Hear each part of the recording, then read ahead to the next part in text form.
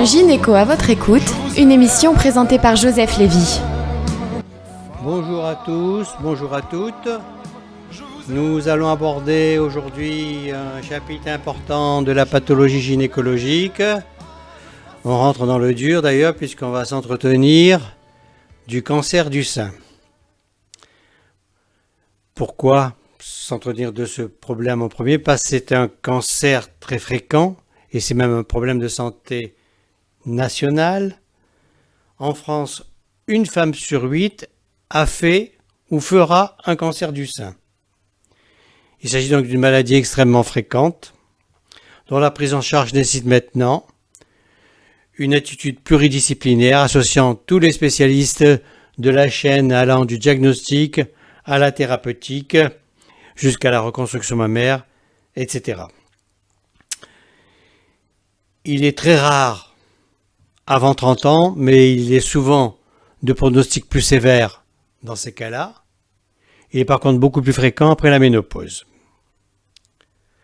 La mortalité a nettement baissé depuis 15 à 20 ans grâce au dépistage proposé aux femmes qui permet un diagnostic plus précoce. Dans nos régions, ce dépistage qui est proposé porte le nom de ARCAD. Il est proposé aux femmes de 50 à 74 ans à raison d'une mammographie tous les 2 ans. Ces mammographies comportent 2 clichés face-profil de chaque sein et ils sont soumis à une interprétation par un médecin qui ne connaît pas la patiente. Voilà. Le jargon médical décrit 2 types de cancers sur le plan anatomopathologique. Il faut revenir à l'anatomie du sein qui est fait dans sa profondeur de lobules qui sont des usines à fabriquer le lait et les canaux qui expulsent ce lait des profondeurs jusqu'au mamelon. Il existe donc 2 types de cancers du sein, 2 entités anatomiques qui ont parfois des évolutions et des pronostics différents. Le cancer lobulaire et le cancer canalaire. Dans ces 2 familles, on distingue 2 sous-groupes.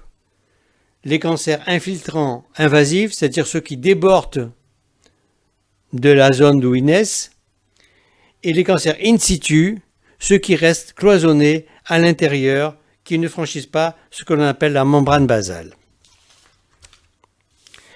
Les cancers infiltrants vont pouvoir diffuser, si rien n'est fait, pour atteindre la circulation lymphatique de voisinage. Et à partir du sein, c'est le creux axillaire, les ganglions susclaviculaires, voire diffuser dans la grande circulation jusqu'aux viscères nobles, le pouls et les poumons, le foie, le squelette, le cerveau, ce qu'on appelle les métastases. Et ce sont les lieux les plus touchés en matière de cancer du sein. Le risque d'avoir ces métastases dépend essentiellement de la taille de la tumeur et donc de la précocité ou de la tardivité du diagnostic et de la prise en charge. Sachez que la fréquence des cancers du sein augmente avec l'âge. Je vous l'ai dit, elle est très rare avant 30 ans, mais plus grave, plus fréquente après la ménopause. L'absence d'enfants, ce que l'on appelle la nulliparité, est une cause de prédisposition au cancer. Bien sûr, ce n'est pas une règle systématique. L'obésité et l'alimentation riche en graisses saturées en viande. La prédisposition familiale est connue. Moins de 10% des cancers du sein touchent des familles, avec certaines femmes pouvant être porteuses de mutations au niveau des chromosomes, au niveau des gènes. Cette prédisposition familiale touche le gène BRCA1 et BRCA2. Le BRCA1 touche le chromosome 17. Le BRCA2 touche le chromosome 13. Je vous l'ai dit, les cancers chez l'homme sont rares, moins de 1% des cas. Le risque d'avoir donc en tenant compte de ce que je viens de vous dire, le risque d'avoir un cancer du sein est plus faible si la femme a eu des enfants étant jeune, si elle les a allaités, le risque diminue de 5%, si elle a un régime alimentaire riche en légumes et en graisses insaturées et en poissons. Un petit paragraphe à part pour parler des risques de cancer intrafamiliaux. S'il y a plus de 3 cas de cancer chez des apparentés du premier degré, par exemple la mère, la sœur, une autre sœur ou le père, nécessité d'une consultation spécialisée d'oncogénétique avec établissement d'un arbre généalogique, plus ou moins suivi de tests génétiques. Problème traitement hormonaux et cancer du sein. Il n'y a pas d'augmentation du risque du cancer du sein avec les pilules contraceptives hormonales. La composition des hormones et les dosages de celles-ci ont beaucoup changé depuis les premières pilules, qui avaient un taux de 50 à 100 gamma d'œstrogène.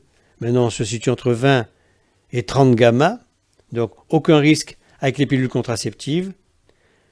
Par contre, le traitement hormonal substitutif de la ménopause a été incriminé. Vous savez, les femmes qui supportent mal l'installation de leur ménopause, avec beaucoup de bouffées de chaleur, un mal vivre, etc., réclament un traitement hormonal qu'on leur donne, mais il faut savoir que le risque existe. Si la femme a eu un traitement pendant plus de 5 ans, il faut savoir lui dire qu'il faut s'arrêter. Le risque est de 1 pour tout le monde. Il passe à 1,2 pour les femmes qui font un traitement hormonal. Donc, c'est pas excessif, mais ça existe, des femmes qui ont un traitement hormonal substitutif de la ménopause et qui font un cancer du sein. Ce risque augmente d'ailleurs avec la durée du traitement, mais il revient à la normale après l'arrêt de celui-ci.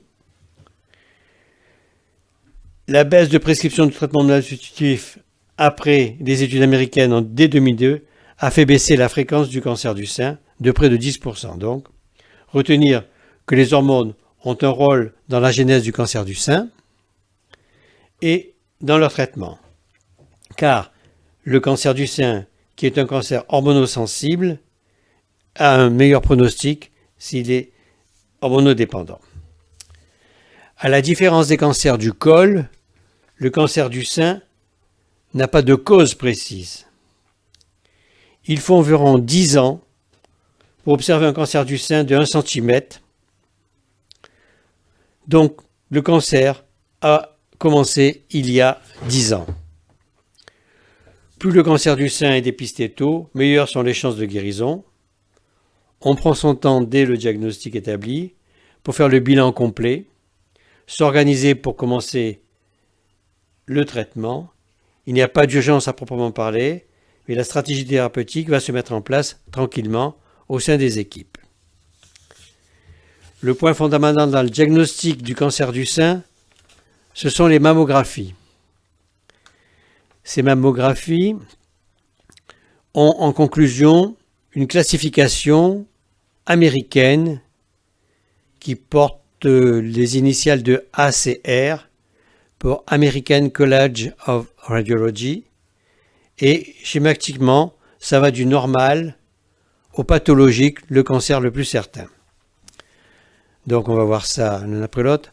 Si l'on cote ACR1, ACR2, dans la conclusion, ce sont des seins normaux, tout est bénin. On passe à l'ACR4. Il y a une grande suspicion de malignité, et là il faut faire une biopsie au sein de la tumeur qui est visualisée pour confirmer ou infirmer le diagnostic.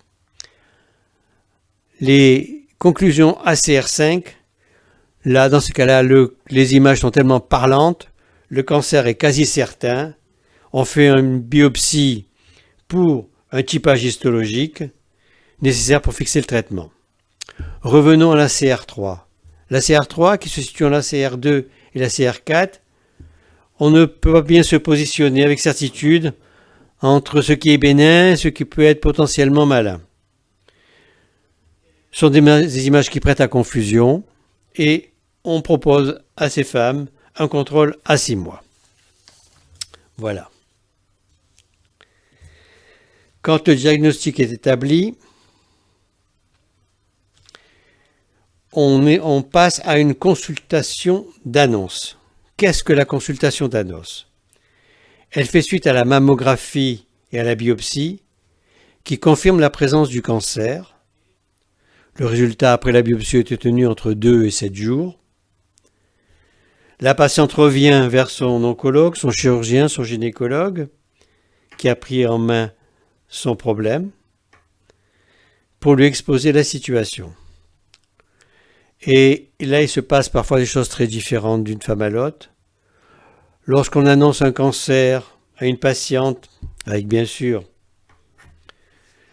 beaucoup de délicatesse, cette femme est parfois venue seule, mais on lui recommande parfois de venir avec son mari ou accompagnée d'une amie, pour l'informer que le diagnostic de cancer est confirmé. Il est fréquent de constater une vraie incompréhension de la patiente, voire même une révolte, allant jusqu'à l'agressivité parfois. Et on a entendu parfois toutes ces réflexions comme « Êtes-vous certain du diagnostic, docteur ? Pourquoi moi ? J'ai toujours été bien portante. C'est pas vrai, je ne l'ai pas. Est-ce que je suis responsable de l'arrivée du cancer du sein ? Et peut-être que c'est à cause d'un choc que j'ai eu récent, j'ai eu un accident de voiture, quelqu'un de ma famille est tombé malade, peut-être que ce choc peut être responsable de ce cancer. » À noter que quand on informe une patiente qu'elle a ce problème et qu'on va lui exposer la prise en charge multidisciplinaire, il faut savoir que seulement 20% de ce qu'on va lui dire qui passe dans son oreille sort de l'autre, 20% va rester parce qu'elle est tellement choquée qu'elle aura besoin de reposer des questions de manière répétée, et on le sait, et on sait qu'il faut recommencer les explications. Parfois une certaine résignation, voire un abattement ou une dépression peuvent apparaître, mais souvent la combativité revient, et même la patiente est désireuse de se faire opérer le plus tôt possible. Enlevez-moi ça rapidement, docteur, je ne vais pas le garder, etc. Il faut lui expliquer que le traitement va durer en moyenne 1 an, parce qu'à la chirurgie, après la consultation d'anesthésie préalable, vont se succéder les autres armes thérapeutiques qui sont la radiothérapie, l'hormonothérapie, la chimiothérapie, voire l'immunothérapie. Sans oublier l'anatomopathologiste et le radiologue qui peuvent être mobilisés lorsque la lésion n'est pas palpable grâce à un repérage préopératoire. On installe ce qu'on appelle malheureusement un fil hameçon, une espèce de harpon que le radiologue met au contact de l'image suspecte qui est impalpable et qui guide la main du chirurgien. Sachez que ces radiologues auront aussi à pratiquer, après les échographies abdominales, des scanners thoraciques, abdominaux et pelviens, une scintigraphie osseuse, voire des PET scans ou des IRM pour compléter le bilan dans la prise en charge thérapeutique de cette patiente. Une fois la patiente opérée, une seconde vague de spécialistes va intervenir. Le dossier va être discuté en RCP. Que signifie RCP ? Réunion de concertation pluridisciplinaire. C'est un espèce de staff où se réunissent plusieurs médecins de différentes disciplines. Des réunions régulières, tous les quinzaines ou tous les mois, où il y a un oncologue, un radiothérapeute, le chirurgien, le chimiothérapeute, etc., qui prennent connaissance du dossier et qui prennent ensemble une décision dans la prise en charge thérapeutique. Le traitement est décidé selon des protocoles bien précis, qu'on ne s'écarte pas. Sachez aussi qu'une psycho-oncologue est parfois nécessaire pour compléter l'équipe, pour aider la femme à surmonter ses problèmes familiaux et professionnels qui vont se poser immédiatement. Cela fait beaucoup de monde, avec au moins 8 médecins qui mettent leurs compétences au service de chaque patiente, mais un médecin référent est désigné auquel la patiente peut se tourner en permanence pour avoir des explications et se faire accompagner tout au long de son traitement.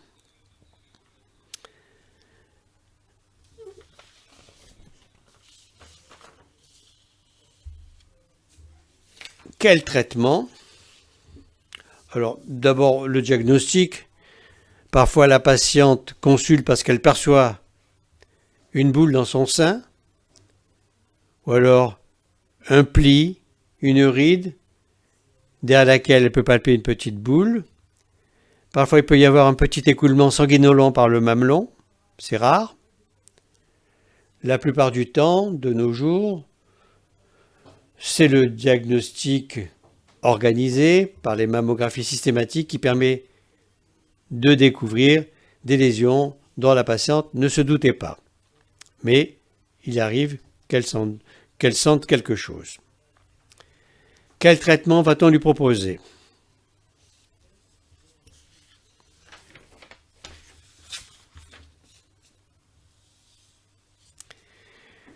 Le geste chirurgical s'est de plus en plus réduit au fil du temps. Autrefois, dès le diagnostic posé, on ne se posait pas la question de savoir ce qu'on faisait du sein. Le sein était enlevé en totalité. De nos jours, au fur et à mesure de la compréhension et du recul par les différentes équipes, le geste chirurgical s'est de plus en plus réduit, passant à la mastectomie partielle, c'est-à-dire limitée à la lésion et au tissu environnant, à la tumorectomie ou zonectomie, l'intervention qui sont les interventions les plus classiques, qui consistent à enlever que la tumeur en passant au large pour laisser des berges saines, c'est-à-dire sans cellules cancéreuses, autour du lit tumoral. Et souvent, on fait une radiographie de la pièce opératoire pour être sûr que l'on n'a rien laissé à proximité de la lésion. Cela concerne des tumeurs qui peuvent aller jusqu'à 4 cm de diamètre, mais cela doit tenir compte de la taille du sein. La situation va être différente pour une grosse tumeur dans des petits seins ou une grosse tumeur dans des gros seins, une macromastie. On ne pourra pas faire de conservation du sein si le sein est petit, 80 ou 85 B, ou une tumeur de 3-4 cm dans un 95 ou un 100 B ou C. Voilà. Il faut te dire de nos jours, le souci esthétique est en permanence retenu par l'équipe médico-chirurgicale.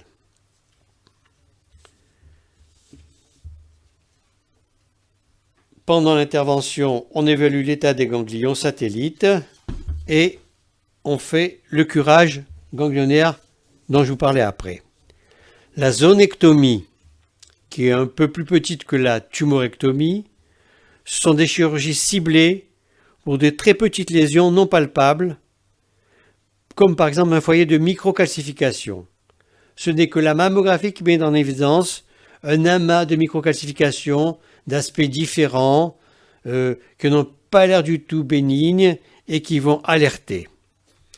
On enlève ces microcalcifications pour faire ce que l'on appelle un typage histologique. Pour cela, il faut que le radiologue à nouveau place un repère métallique au contact de ces foyers de microcalcification qui, une fois enlevés, sont radiographiés pour être sûr qu'on les a toutes enlevées avant de les confier à l'anatomopathologiste. Pardon. Quel que soit l'acte chirurgical, il faut procéder à un curage ganglionnaire, connaître l'état des ganglions satellites. C'est pour ça qu'on a opposé le curage ganglionnaire axillaire classique au ganglion sentinelle. Pendant longtemps, l'ablation des ganglions du creux axillaire était un geste systématique. C'était un geste qui était assez pourvoyeur de complications, car dans 10 à 15% des cas, se développait une stase lymphatique dans le bras homolatéral, donnant ce qu'on appelle le lymphœdème ou le phénomène du gros bras, un bras beaucoup plus gros que l'autre, par stagnation de la lymphe dans tout le bras, de thérapeutiques très difficiles, nécessitant des soins kinésithérapiques réguliers, sans parfois gagner la partie. La technique du ganglion sentinelle, le principe est simple. Comment trouver le premier ganglion qui va relayer la lésion cancéreuse qui est dans le sein? Eh bien, on a affaire à une astuce, une méthode colorimétrique, une méthode isotopique. Ce premier relais ganglionnaire, situé en général en bas du creux axillaire, il a été démontré que s'il n'était pas envahi, eh bien, le reste des ganglions du creux axillaire n'était pas envahi. Donc il ne fallait pas faire de curage ganglionnaire, ça n'apportait rien. Pour repérer ce premier relais ganglionnaire, on effectue la veille de l'intervention ou le matin même une injection de produit isotopique dans le sein. Ce produit isotopique va gagner la tumeur, puis le relais ganglionnaire. On associe en début d'intervention, patient endormi, l'injection autour de l'aréole ou autour de la tumeur d'un produit bleuté qu'on appelle le bleu patenté. Ce bleu patenté va aussi être phagocyté par les cellules et être drainé par les canaux lymphatiques et va jusqu'au premier relais ganglionnaire. On a donc deux moyens pendant l'intervention pour repérer ce relais ganglionnaire. La méthode isotopique, eh bien on se sert d'une sonde isotopique comme on écoute une espèce de compteur Gégère. Quand on approche de la lésion que l'on voit parce qu'elle est bleutée, et si elle tape fort au compteur Gégère, eh bien on peut l'enlever et la donner analysée. Si ce ganglion est indemne, eh bien on n'effectue rien de plus, l'intervention est terminée à ce niveau-là. Si ce ganglion est envahi, malheureusement, on revient au stade précédent et on effectue un curage ganglionnaire pour voir combien de ganglions sont envahis dans ce creux axillaire. Bon, le temps nous est compté et nous allons nous arrêter là pour aujourd'hui. La semaine prochaine, je vous parlerai de la prise en charge chirurgicale complète telle qu'elle se faisait avant, ce qu'on appelle la mastectomie radicale associée au curage ganglionnaire axillaire.